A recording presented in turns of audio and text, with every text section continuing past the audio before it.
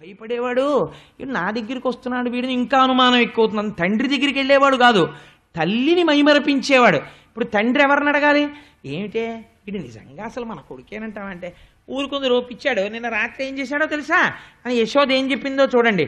చుంచెదుగు పాలు త్రావు మందంచితముగా ననుచ అనుడు పాలు త్రావి జననితో జుంచెదగదనచు లీలీ చుంచుండై అతడు చుంచు చూపు నరేంద్ర. ఎంత చిత్రమైన లీల చేశాడో చూడండి. అమ్మ దగ్గరికి వచ్చి ఒరే నాన్న పెరుగు బువ్వ తినరా, పెరుగు బువ్వ తినరా అని ఆవిడ అంటే ఆయన అన్నాడు నేను తినను అన్నాడు. రోజు కూడావే అంటే ఆవిడంది ఆయనకి జుత్తు మహా ఇష్టం, పెద్ద మంచి ఉంగరాల జుత్తు, ఇదిగో ఇక్కడ ఉన్నాడు కదా అలాగే పెద్ద ఉంగరాల జుత్తు.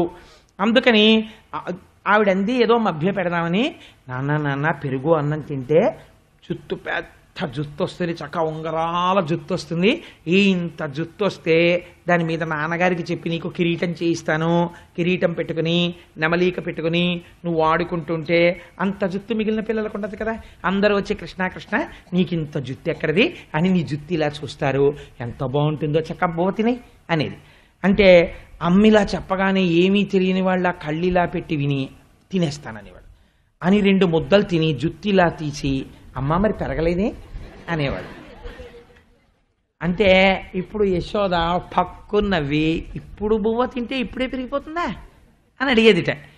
ఇప్పుడు రాత్రి నందుడు అడిగాడు అనుకోండి, ఏమీ నిజంగా మన పిల్లాడు ఊరుకుందరు వాడికి అమాయకత్వం, వాడేమో ఇప్పుడు బువ్వ నాన్న పెరుగు బువ్వ తింటే జుత్తు పెరుగుతుందిరా అంటే 2 ముద్దలు తినేసి అమ్మ నా జుత్తు పెరగలేదే అని ఇలా చూపించాడు.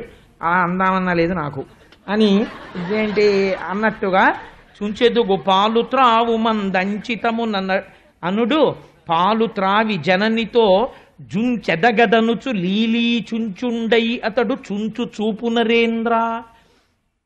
ఇంకొకసారి ఇంకా అమ్మ అనుమానం బాగా నివృత్తి చెయ్యాలి. 2 మన మనస్సులో అలా కనపడాలి. మీరందరూ ఇప్పుడు ఒక నవ్వు నవ్వారంటే అదొక పరీక్ష. ఎందుకో తెలుసా అండి, ఆ లీల మిమ్మల్ని పట్టిందా లేదా.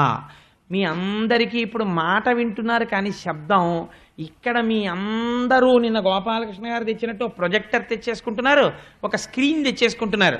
నేను చెప్పడం చెప్తున్నాను కానీ పోతన గారు మనకు అటువంటి భిక్ష పెట్టారు. మీ అందరూ యశోద పెడుతున్న పెరుగు బువ్వ తింటున్నవాడు జుత్తిలా చూపిస్తున్న కృష్ణుణ్ణి ఇక్కడ చూస్తున్నారు మీరు. అదే మీ పాప రాశిని ధ్వంసం చేసేసి మిమ్మల్ని భగవంతుడి వైపుకి తీసుకెళ్ళిపోతాను. అదే దశమస్కంధానికి ఉన్న శక్తి. కాబట్టి సెలగోల పట్టుకొని జలకలశములో నీడ చూచి కలశయుతుండై సెలగోల పాపడొకడిదే తలచెన్నను కొట్ట నన్నుచు తల్లికి చెప్పెన్. పెరట్లోకి వెళ్ళి సెలగోల అని పూర్వం ఇప్పుడంటే లేవు, ఇప్పుడంతా ప్లాస్టిక్ బకెట్లే కదండి, దిక్కుమాలిన గోళ ఒక్కొక్కటి సంస్కారం పోయేవి కదా. సెలగోళలని ఇళ్లల్లో ఉండేవి చక్కగాను. అదేంటి పిల్లలు దిగితే మోకాలు లోతు ఉండేది. చిన్నతనంలో మా పిల్లలు ఆడుకుంటుండేవారు, మా మామగారికి ఉండేది అది. ఈ స్టేజ్లో ఈ సగం అంత ఉంటుంది, ఇప్పటికీ కొన్ని ఇళ్లలో ఉంటుందేమో నాకు తెలీదు. అటు ఇటు పట్టుకుంటే పెద్ద పెద్ద చెగోడీలంత చెవులు ఉంటాయి వాటికి. ఆ చెగోడీలు లాంటివి పట్టుకుని తీసుకెళ్ళి లోపల పెడుతూ ఉంటారు. అందులో ఏం చేస్తారంటే పిల్లలకి కాస్త వేడి నీళ్లు గోరువెచ్చట్ని చేసేసి చక్కగా ఉంచేస్తే అందులో పిల్లలు దిగిపోయినా కూడా చక్కగా ఆడుకోవచ్చు వాళ్ళు. అందులోకి గబుక్కుని పడిపోయినా వాళ్ళు లేవగలరు, ఆ 2 అంచులు పట్టుక లేవగలరు, వాళ్ళకేం ప్రమాదం సంభవించదు. అలా ఉంటాయి ఆ తొట్లు. ఇప్పుడు మా పిల్లల చిన్నతనంలో పెద్దాపురంలో ఉండగా మా మామగారి ఇంట్లో ఉండేది అలాంటిది, పెద్దది విశాలంగా, అందులో నీళ్లు పోస్తుండేవాళ్ళం. అందుకని ఆ నీటి ఎందంత విశాలంగా ఉంటుందేమో చేతిలో చిన్న కర్ర పట్టుకుని ఆ దూడల వెంట తిరుగుతూ ఉండేవాడు. ఆ దూడల వెంట తిరుగుతూ ఉండడంలో ఓసారి ఎందుకో ఈ నీళ్లు కదలిక లేకుండా కనపడ్డాయి. అది ఎంత సెలగోల, ఓ చిన్న సెలగోల, పెద్ద పెద్ద ఉంటాయి, చిన్న చిన్న ఉంటాయి. వెళ్ళి ఆ కర్ర పట్టుకుని ఆ నీళ్లలో ఇలా చూశాడు. కర్ర పట్టుకుని ఇంకో పిల్లాడు కనపడ్డండి మరి ప్రతిబింబం కనపడగానే అమ్మ బాబోయ్ నన్ను కొట్టడానికి వస్తున్నాడని వెనక్కి వెళ్ళిపోయాడు. మళ్ళీ వెళ్ళి చూశాడు. ఈయన ఎంత ఎలా చూస్తున్నాడో ఆయన అంతలా చూస్తున్నాడు. అమ్మో కొట్టేస్తాడని వెనక్కి వెళ్ళిపోయాడు. మళ్ళీ చూశాడు, ఆయన మళ్ళీ ఇలా చూస్తున్నాడు. ఈ మాట కనపడితే కొట్టేద్దామని కర్ర పెట్టి చూశాడు. ముందు కర్ర కనపడింది ఈయనకి. అమ్మో వీడు కొట్టేస్తాడు రోయ్ అని చెప్పి కదపకుండా సెలగోల పట్టుకుని జాగ్రత్తగా ఇంట్లోకి తీసుకెళ్ళి అక్కడ పెట్టి అమ్మ దగ్గరికి పరిగెత్తుకెళ్ళి అమ్మ ఇలా రా. ఏమైందిరా అంది యశోద. అమ్మ నన్ను కొట్టాలని కర్ర పెట్టుకుని ఒకడు ఆ శలగోల్లో దాక్కున్నాడమ్మా అన్నాడు.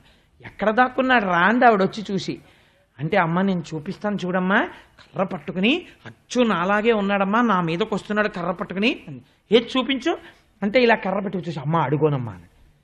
ఓరి పిచ్చివాడా నీ ప్రతిబింబం రాది అని ఎత్తుకుని అమ్మ గట్టిగా కౌగలించేసుకుని ముద్దులు పెట్టేసుకుంది ఆ బుగ్గ మీద. అయ్యో నేనేనా అన్నాడు ఏమీ తెలియని వాళ్ళ. యశోద పొంగిపోయింది. అయ్యో నా కొడుకు ఎంత మాయకుడో అనుకుంది. ఇప్పుడు ఈ లీల ఎవరిని పట్టింది? శలగోలలో బింబ ప్రతిబింబాలని మీరు చూశారు కదా.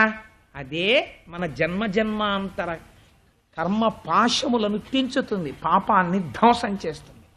సరికదా ఈ లీలలకున్న గమ్మత్తు ఏమిటో తెలుసా అండి? చాలా లలితముగా లాలిత్యముతో ఉంటాయి. కాబట్టి గర్భస్థమైనటువంటి శిశువు మీద, పిండం మీద ఈ విన్నటువంటి ఆనందం, ఆ మనస్సు, అమ్మ మనస్సు పొందుతున్న ఆనందానుభూతిని పిండం పొంది పరమ ఆనందాన్ని పొందుతుంది. పొందడంలో గొప్ప మేధాసంపన్నుడైనటువంటి వాడు కొడుకుగా పుడతాడు. అందుకే ఇంత గర్భిణి అయిన కోడలుంటే పూర్వకాలంలో అయా మా ఇంటికి వచ్చి ఒక 10 రోజులో 15 రోజులో దశమస్కంధం చెప్దురు కృష్ణలీలలు అనేవారట. ఎందుకంటే ఇప్పుడు అది తాళలోకి వెళ్ళిపోయాయి కనుక. If you like this video, hit the like button. For more videos, subscribe to our channel. If you have learned anything from this video, comment down below. Subscribe.